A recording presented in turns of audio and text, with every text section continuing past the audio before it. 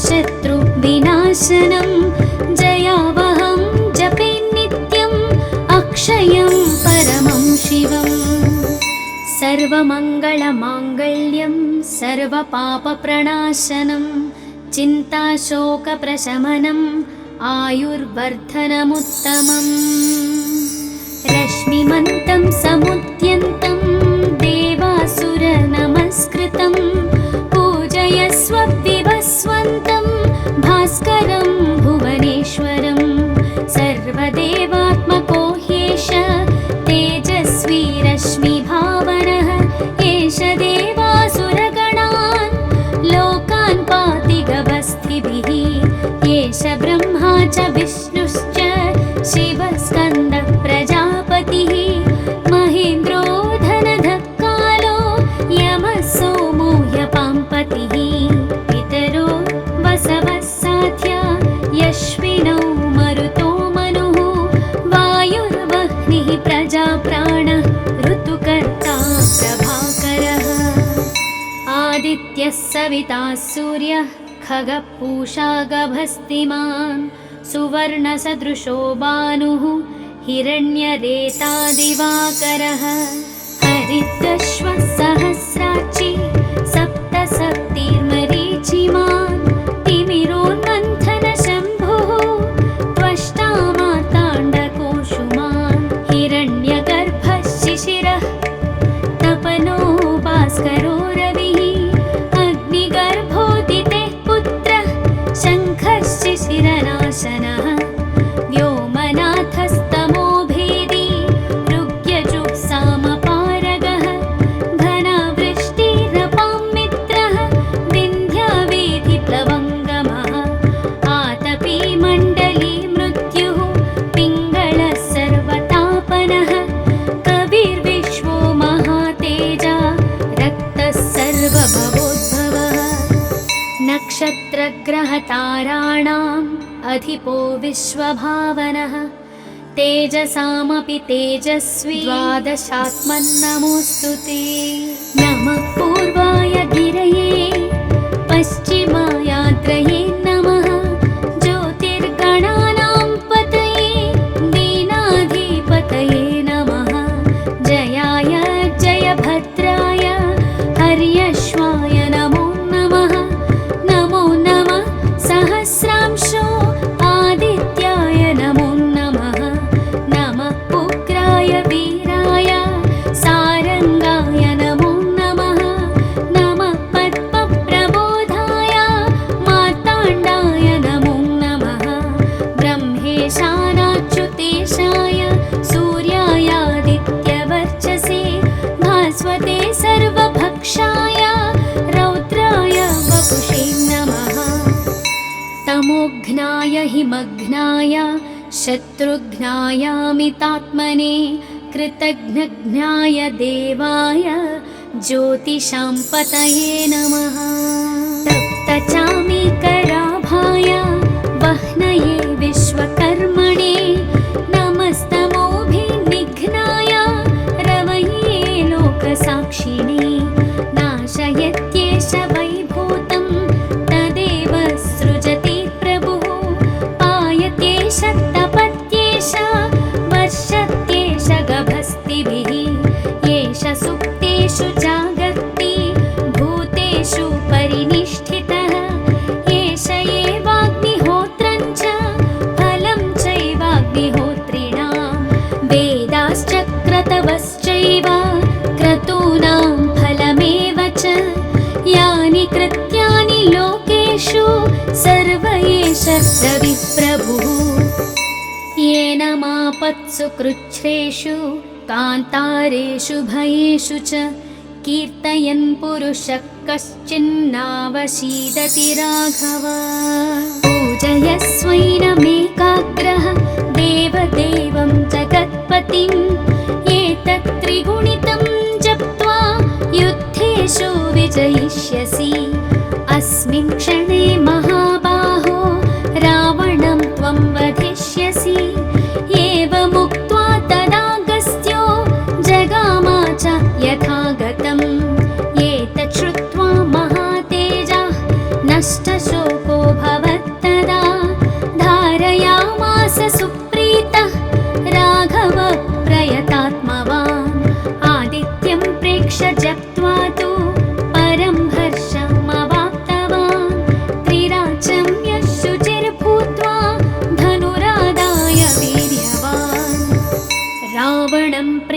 हृष्टात्मा युद्धाय समुपागमत् सर्वयत्नेन महता वधे तस्य धृतोऽभवत्। अध रविरवदन्निरीक्ष्य रामं मुदितामनाः परमं प्रहृष्यमाणः निशिचरपतिसंक्षयं विधित्वा सुरगणमध्यगतो वचस्त्वरेति।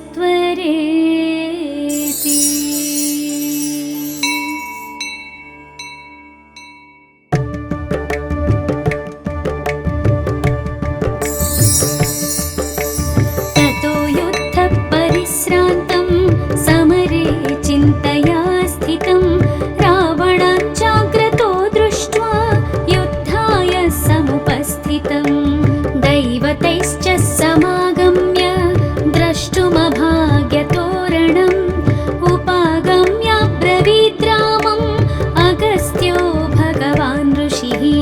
राम राम महाबाहो शृणु गुह्यं सनातनं येन सर्वान् नरीन् वत्सा समरे विजयिष्यसि। आदित्यहृदयं पुण्यं सर्वशत्रुविनाशनं जयावहं जपेन्नित्यम् अक्षयं परमं शिवम्। सर्वमङ्गलमाङ्गल्यं सर्वपापप्रणाशनं चिन्ताशोकप्रशमनम् आयुर्वर्धनमुत्तमम्। रश्मिमन्तं समुद्यन्तं देवासुरनमस्कृतं पूजयस्व विवस्वन्तं भास्करं भुवनेश्वरं। सर्वदेवात्मको ह्येष तेजस्वी रश्मिभावनः एष देवासुरगणान् लोकान् पाति गभस्तिभिः। एष ब्रह्मा च विष्णुश्च शिवस्कन्दः प्रजापतिः महेन्द्रो धनधः कालो यमः सोमो ह्यपाम्पतिः। पितरो वसवः साध्या यश्विनौ मरुतो मनुः वायुर्वह्निः प्रजाप्राणः ऋतुकर्ता प्रभाकरः। आदित्यः सविता सूर्यः खगः पूषा गभस्तिमान् सुवर्णसदृशो भानुः हिरण्यरेतादिवाकरः। हरितश्वः सहस्राक्षी सप्तसप्तिर्मरीचिमान् तिमिरोन्मन्थनशम्भुः त्वष्टा मार्ताण्डकोशुमान्। हिरण्यगर्भः शिशिरः तपनो भास्करो रविः अग्निगर्भोदितेः पुत्रः शङ्खः शिशिरनाशनः। व्योमनाथस्तमो भेदी ऋग्यजुः-सामपारगः घनावृष्टिरपां मित्रः विन्ध्यावेधिप्लवङ्गमः। आतपी मण्डली मृत्युः पिङ्गलः सर्वतापनः कविर्विश्वो महातेजा रक्तः सर्वभवोद्भवः। नक्षत्रग्रहताराणाम् अधिपो विश्वभावनः तेजसामपि तेजस्वी द्वादशात्मन्नमोऽस्तु ते। नमः पूर्वाय गिरये पश्चिमायाद्रये नमः ज्योतिर्गणानां पतये दीनाधिपतये नमः। जयाय जयभद्राय हर्यश्वाय नमो नमः। नमो नमः सहस्रांशो आदित्याय नमो नमः। नमः उग्राय वीराय सारंगाय नमो नमः। नमः पद्मप्रबोधाय मार्ताण्डाय नमो नमः। ब्रह्मेशानाच्युतेशाय सूर्यायादित्यवर्चसे भास्वते सर्वभक्षाय रौद्राय वपुषे नमः। तमोघ्नाय हिमघ्नाय शत्रुघ्नायामितात्मने कृतघ्नघ्नाय देवाय ज्योतिषां पतये नमः। तप्तचामीकराभाय वह्नये विश्वकर्मणे नमस्तमोभिनिघ्नाय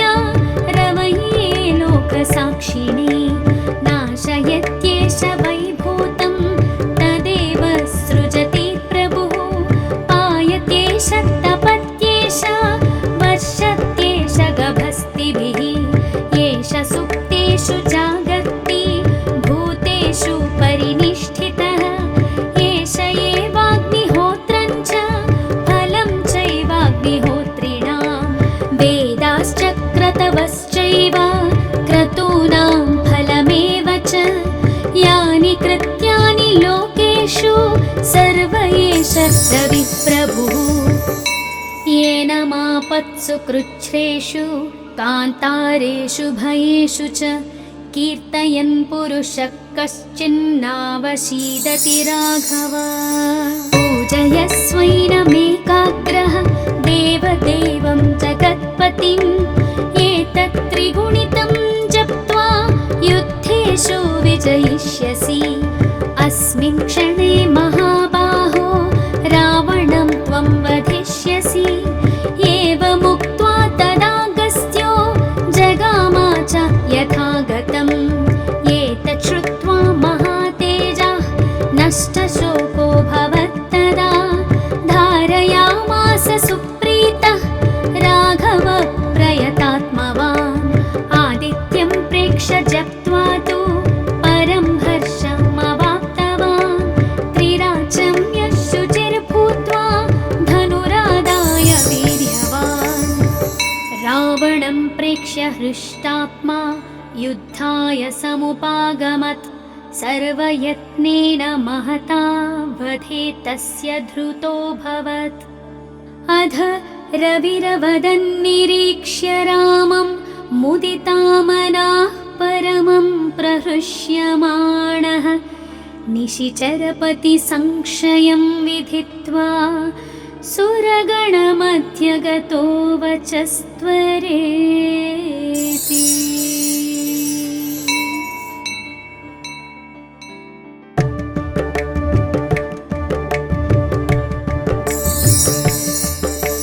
ततो युद्धपरिश्रान्तं समरे चिन्तया स्थितं रावणाच्चाग्रतो दृष्ट्वा युद्धाय समुपस्थितं दैवतैश्च समागम्य द्रष्टुमभाग्यतोरणम् उपागम्य ब्रवीद्रामम् अगस्त्यो भगवान् ऋषिः राम राम महाबाहो शृणु गुह्यं सनातनं येन सर्वान् नरीन् वत्सा समरे विजयिष्यसि आदित्यहृदयं पुण्यं सर्वशत्रुविनाशनं जयावहं जपे नित्यम् अक्षयं परमं शिवम् सर्वमङ्गलमाङ्गल्यं सर्वपापप्रणाशनं चिन्ताशोकप्रशमनम्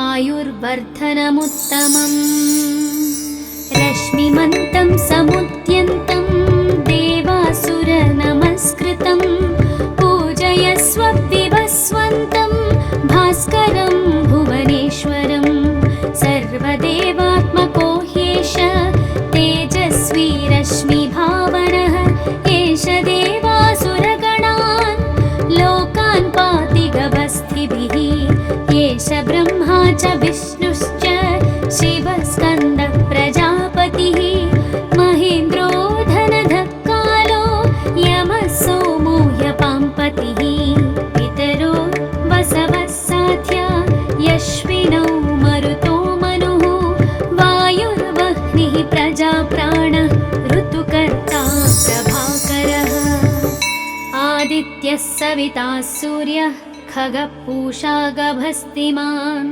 सुवर्णसदृशो भानुः हिरण्यरेतादिवाकरः हरितश्वः सहस्राक्षी सप्तसप्तिर्मरीचिमान् तिमिरोन्मन्थनशम्भुः त्वष्टा मार्ताण्डकोशुमान् हिरण्यगर्भः शिशिरः तपनो भास्करो रविः अग्निगर्भोदितेः पुत्रः शङ्खः शिशिरनाशनः व्योमनाथस्तमो भेदी ऋग्यजुःसामपारगः घनावृष्टिरपां मित्रः विन्ध्यावेधिप्लवङ्गमः आतपी मण्डली मृत्युः पिङ्गळः सर्वतापनः कविर्विश्वो महातेजा रक्तः सर्वभवोद्भवः नक्षत्रग्रहताराणाम् अधिपो विश्वभावनः तेजसामपि तेजस्वी द्वादशात्मन्नमोऽस्तु ते नमः पूर्वाय गिरये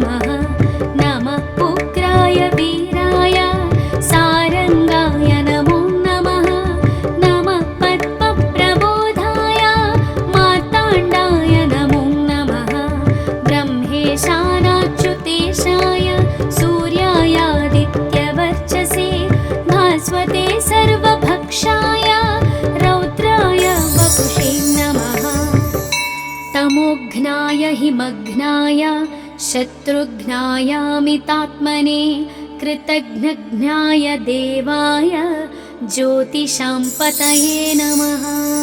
तप्तचामीकराभाय वह्नये विश्वकर्मणे नमस्तमोभिनिघ्नाय रवये लोकसाक्षिणे नाशयत्येष वैभूतं तदेव सृजति प्रभुः पायत्येष तपत्येष वर्षत्येष गभस्तिभिः येष सुप्तेषु जागर्ति भूतेषु परिनिष्ठितः एष एवाग्निहोत्रं च फलं चैवाग्निहोत्रिणां वेदाश्च क्रतवश्चैव क्रतूनां फलमेव च यानि कृत्यानि लोकेषु सर्व एष रविप्रभुः येन मापत्सु कृच्छ्रेषु कान्तारेषु भयेषु च कीर्तयन् पुरुषः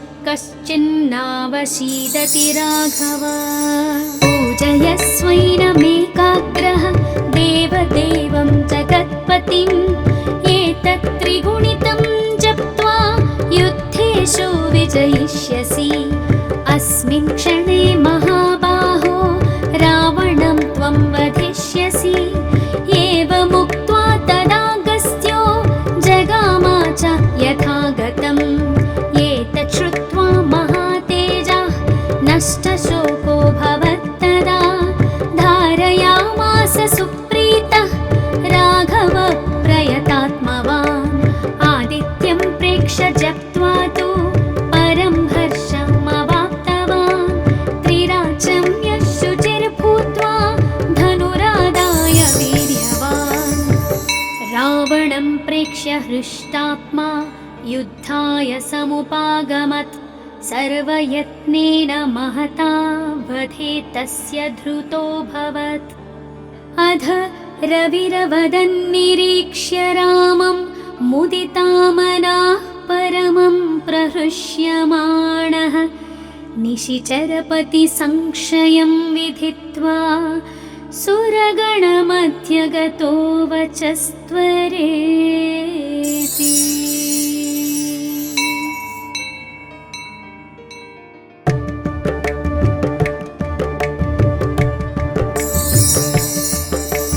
ततो युद्धपरिश्रान्तं समरे चिन्तया स्थितं रावणं जाग्रतो दृष्ट्वा युद्धाय समुपस्थितं दैवतैश्च समागम्य द्रष्टुमभाग्यतोरणम् उपागम्य ब्रवीद् रामम् अगस्त्यो भगवान् ऋषिः राम राम महाबाहो शृणु गुह्यं सनातनं येन सर्वान् नरीन् वत्सा समरे विजयिष्यसि आदित्यहृदयं पुण्यं सर्वशत्रुविनाशनं जयावहं जपे नित्यम् अक्षयं परमं शिवम् सर्वमङ्गलमाङ्गल्यं सर्वपापप्रणाशनं चिन्ताशोकप्रशमनम् आयुर्वर्धनमुत्तमम् रश्मिमन्तं समुद्यन्तं देवासुरनमस्कृतं पूजयस्व विवस्वन्तं भास्करं भुवनेश्वरं सर्वदेवात्मको ह्येष तेजस्वी रश्मिभावनः एष देवासुरगणान् लोकान् पाति गभस्तिभिः एष ब्रह्मा च विष्णुश्च शिवस्कन्दः प्रजापतिः महेन्द्रो धनधः कालो यमः सोमो ह्यपाम्पतिः पितरो वसवः साध्या यश्विनौ मरुतो मनुः वायुर्वह्निः प्रजाप्राणः ऋतुकर्ता प्रभाकरः आदित्यः सविता सूर्यः खगः पूषा गभस्तिमान् सुवर्णसदृशो भानुः हिरण्यरेता दिवाकरः हरितश्वः सहस्राक्षी सप्तसप्तिर्मरीचिमान् तिमिरोन्मन्थनः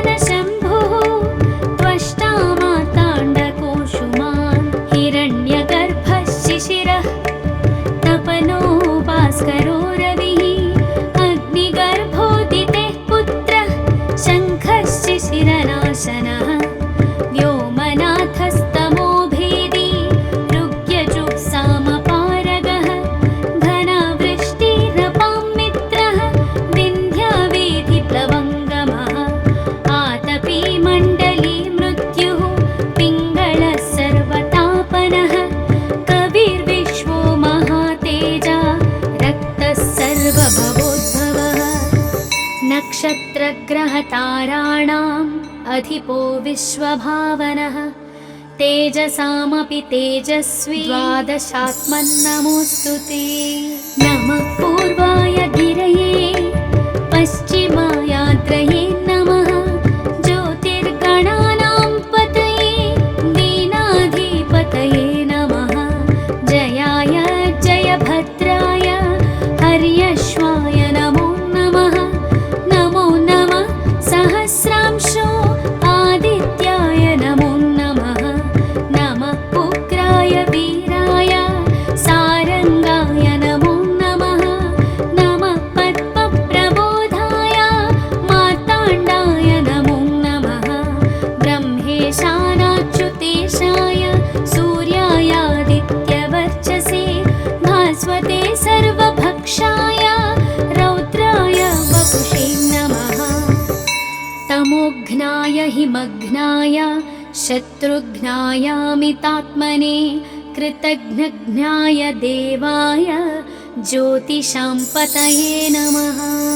तप्तचामीकराभाय वह्नये विश्वकर्मणे नमस्तमोभिनिघ्नाय रवये लोकसाक्षिणे नाशयत्येष वैभूतं तदेव सृजति प्रभुः पायत्येष तपत्येष वर्षत्येष गभस्तिभिः येष सुप्तेषु जागर्ति भूतेषु परिनिष्ठितः एष एवाग्निहोत्रं च फलं चैवाग्निहोत्रिणां वेदाश्च क्रतवश्चैव क्रतूनां फलमेव च यानि कृत्यानि लोकेषु सर्व एष रविप्रभुः। येन मापत्सु कृच्छ्रेषु कान्तारेषु भयेषु च कीर्तयन् पुरुषः कश्चिन्नावशीदति राघव। पूजयस्वैनमेकाग्रः देवदेवं जगत्पतिम् एतत् त्रिगुणितं जप्त्वा युद्धेषु विजयिष्यसि। अस्मिन् क्षणे महाबाहो रावणं त्वं वधिष्यसि।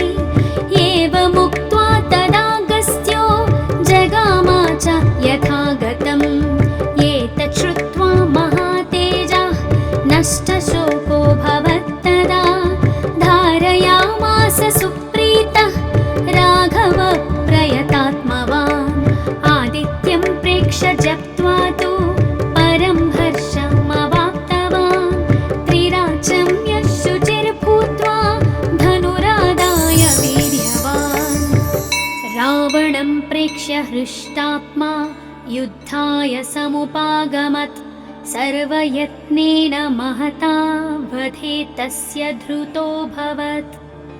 अध रविरवदन्निरीक्ष्य रामं मुदितामनाः परमं प्रहृष्यमाणः निशिचरपतिसंक्षयं विधित्वा सुरगणमध्यगतो वचस्त्वरेति।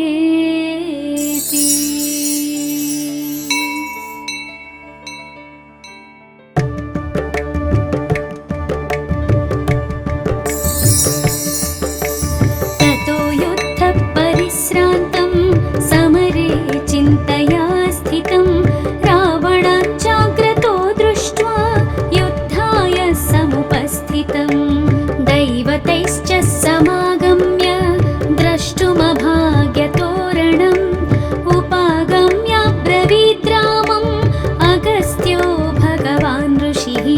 राम राम महाबाहो शृणु गुह्यं सनातनं येन सर्वान् नरीन् वत्सा समरे विजयिष्यसि। आदित्यहृदयं पुण्यं सर्वशत्रुविनाशनं जयावहं जपे नित्यम् अक्षयं परमं शिवम्। सर्वमङ्गलमाङ्गल्यं सर्वपापप्रणाशनं चिन्ताशोकप्रशमनम् आयुर्वर्धनमुत्तमम्। रश्मिमन्तं समुद्यन्तं देवासुरनमस्कृतं पूजयस्व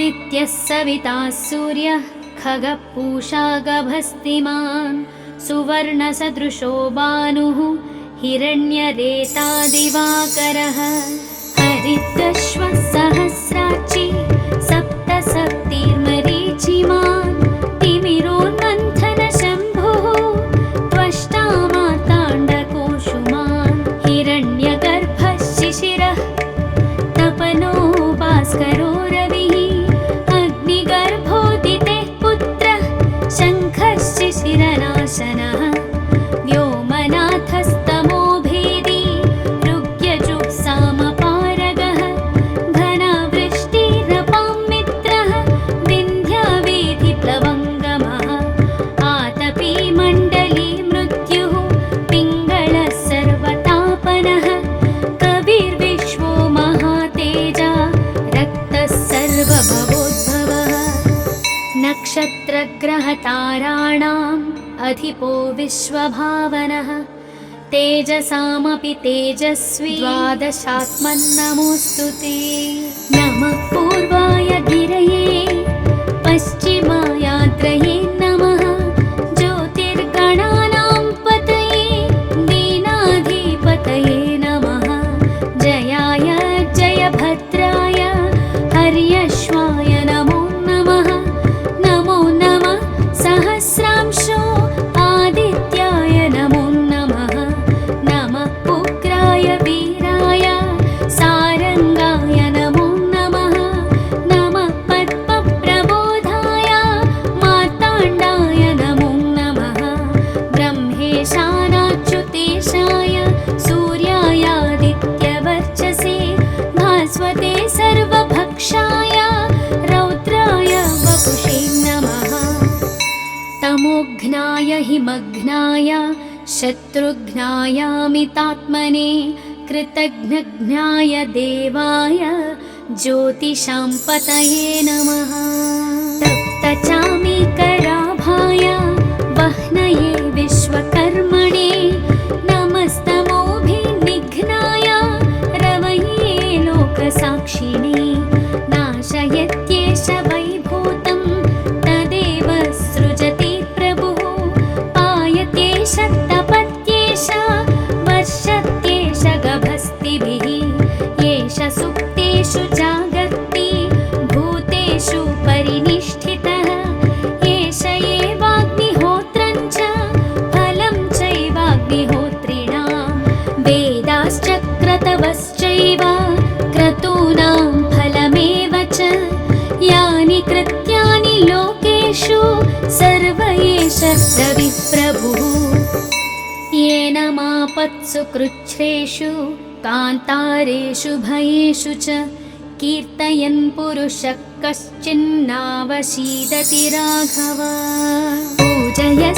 पूजयस्वैनमेकाग्रः देवदेवं जगत्पतिम् एतत् त्रिगुणितं जप्त्वा युद्धेषु विजयिष्यसि अस्मिन् क्षणे महाबाहो रावणं त्वं वधिष्यसि एवमुक्त्वा तदागस्त्यो जगाम च यथागतम् एतत् श्रुत्वा महातेजः नष्टशोको भवत्तदा धारयामास सुप्रीतः राघव प्रयतात्मवान् आदित्यं प्रेक्ष्य जप्त्वा तु परं हर्षमवाप्तवान् त्रिराचं यः शुचिर्भूत्वा धनुरादाय वीर्यवान् रावणं प्रेक्ष्य हृष्टात्मा युद्धाय समुपागमत् सर्वयत्नेन महता वधे तस्य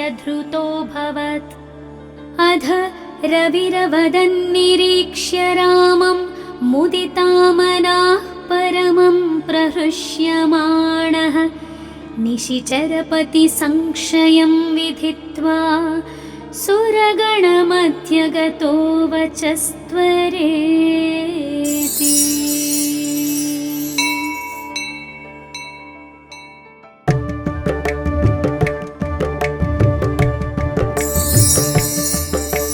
ततो युद्धपरिश्रान्तं समरे चिन्तया स्थितं रावणाच्चाग्रतो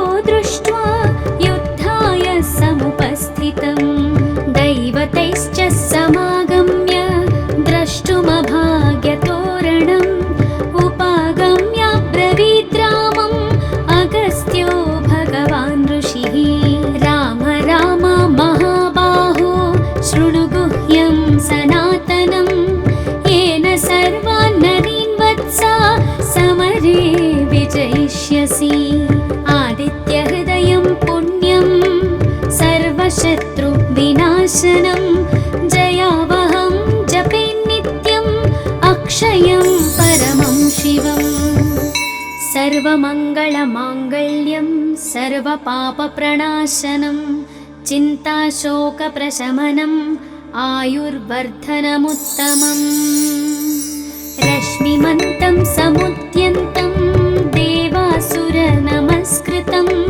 पूजयस्व विवस्वन्तं भास्करं भुवनेश्वरं सर्वदेवात्मको ह्येष तेजस्वी रश्मिभावनः एष देवासुरगणान् लोकान् पाति गवस्थिभिः एष ब्रह्मा च विष्णुश्च शिवस्कन्दः प्रजापतिः महेन्द्रो धनधः कालो यमः सोमो ह्यपाम्पतिः पितरो वसवः साध्या यश्विनौ मरुतो मनुः वायुर्वह्निः प्रजाप्राणः ऋतुकर्ता प्रभाकरः आदित्यः सविता सूर्यः खगः पूषा गभस्तिमान् सुवर्णसदृशो भानुः हिरण्यरेता दिवाकरः हरितश्वः सहस्राक्षी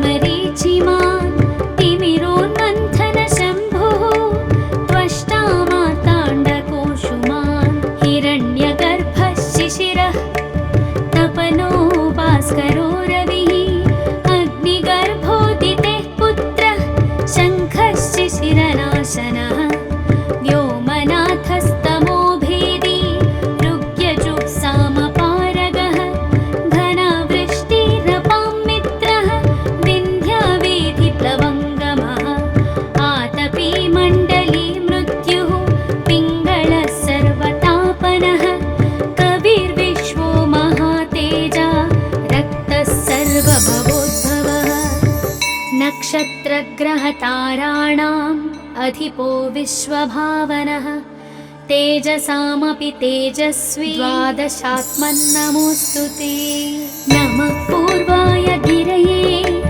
पश्चिमायात्रये नमः ज्योतिर्गणानां पतये दीनाधिपतये नमः जयाय जयभद्राय हर्यश्वाय नमो नमः नमो नमः सहस्रांशो आदित्याय नमो नमः नमः उग्राय वीराय सारङ्गाय नमो नमः नमः पद्मप्रबोधाय मार्ताण्डाय नमो नमः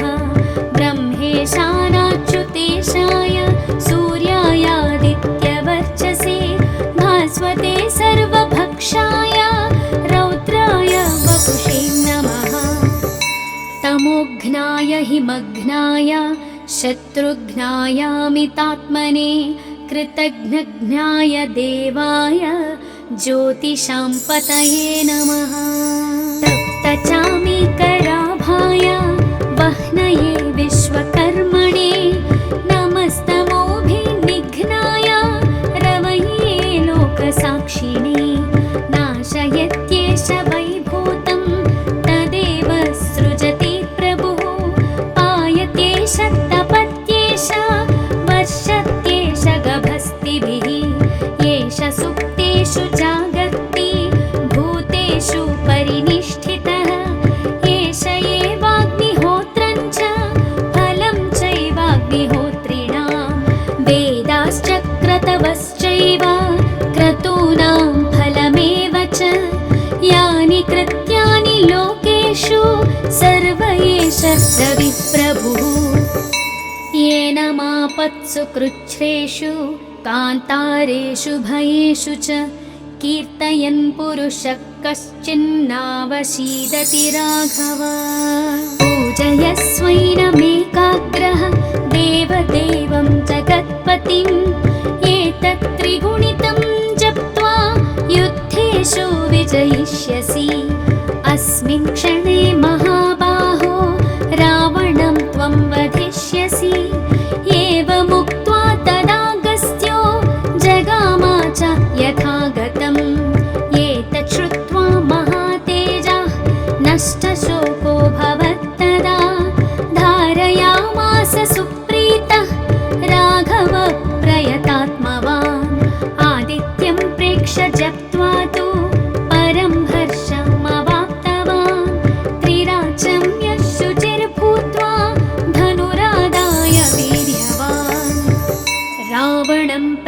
हृष्टात्मा युद्धाय समुपागमत् सर्वयत्नेन महता वधे तस्य धृतोऽभवत्। अध रविरवदन्निरीक्ष्य रामं मुदितामनाः परमं प्रहृष्यमाणः निशिचरपतिसंक्षयं विधित्वा सुरगणमध्यगतो वचस्त्वरेति।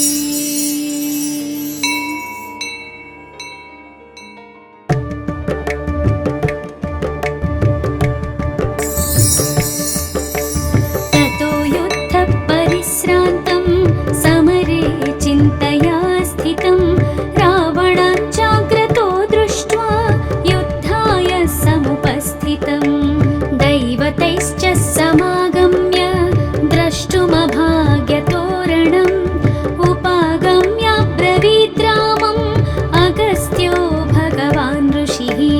राम राम महाबाहो शृणु गुह्यं सनातनं येन सर्वान् नरीन् वत्सा समरे विजयिष्यसि।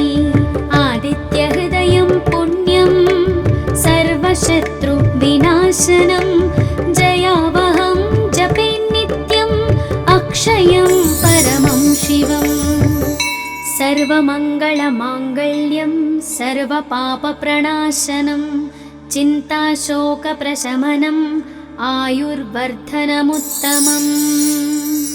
रश्मिमन्तं समुद्यन्तं देवासुरनमस्कृतं पूजयस्व विवस्वन्तं भास्करं भुवनेश्वरं। सर्वदेवात्मको ह्येष तेजस्वी रश्मिभावनः एष देवासुरगणान् लोकान् पाति गवस्थिभिः।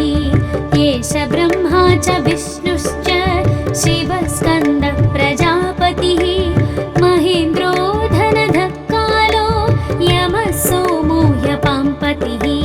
पितरो वसवः साध्या यश्विनौ मरुतो मनुः वायुर्वह्निः प्रजाप्राणः ऋतुकर्ता प्रभाकरः। आदित्यः सविता सूर्यः खगः पूषा गभस्तिमान् सुवर्णसदृशो भानुः हिरण्यरेता दिवाकरः। हरितश्वः सहस्राक्षी सप्तसप्तिर्मरीचिमान् तिमिरोन्मन्थनशम्भुः त्वष्टा मार्ताण्डकोशुमान्। हिरण्यगर्भः शिशिरः तपनो भास्करो रविः अग्निगर्भोदितेः पुत्रः शङ्खः शिशिरनाशनः। व्योमनाथस्तमो भेदी ऋग्यजुःसामपारगः घनावृष्टिरपां मित्रः विन्ध्यावेधिप्लवङ्गमः। आतपी मण्डली मृत्युः पिङ्गलः सर्वतापनः कविर्विश्वो महातेजा रक्तः सर्वभवोद्भवः। नक्षत्रग्रहताराणाम् अधिपो विश्वभावनः तेजसामपि तेजस्वी द्वादशात्मन्नमोऽस्तु ते। नमः पूर्वाय गिरये पश्चिमायाद्रये नमः ज्योतिर्गणानां पतये दीनाधिपतये नमः। जयाय जयभद्राय हर्यश्वाय नमो नमः। नमो नमः सहस्रांशो आदित्याय नमो नमः। नमः उग्राय वीराय सारंगाय नमो नमः। नमः पद्मप्रबोधाय मार्ताण्डाय नमो नमः। ब्रह्मेशानाच्युतेशाय सूर्यायादित्यवर्चसे भास्वते सर्वभक्षाय रौद्राय वपुषे नमः। तमोघ्नाय हिमघ्नाय शत्रुघ्नायामितात्मने कृतघ्नघ्नाय देवाय ज्योतिषां पतये नमः। तप्तचामीकराभाय वह्नये विश्वकर्मणे नमस्तमोभिनिघ्नाय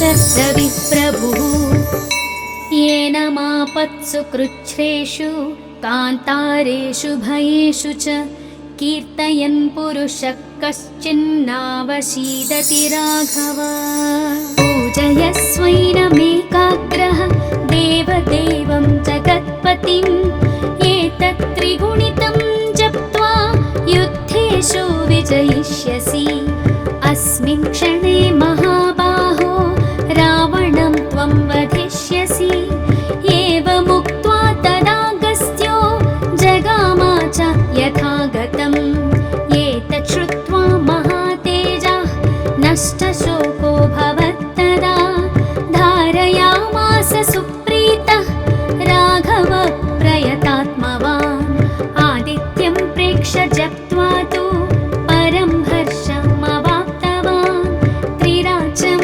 यशुचिर्भूत्वा धनुरादाय वीर्यवान् रावणं प्रेक्ष्य हृष्टात्मा युद्धाय समुपागमत् सर्वयत्नेन महता वधे तस्य धृतोऽभवत् अध रविरवदन्निरीक्ष्य रामं मुदितामनाः परमं प्रहृष्यमाणः निशिचरपतिसंशयं विधित्वा सुरगणमध्यगतो वचस्त्वरे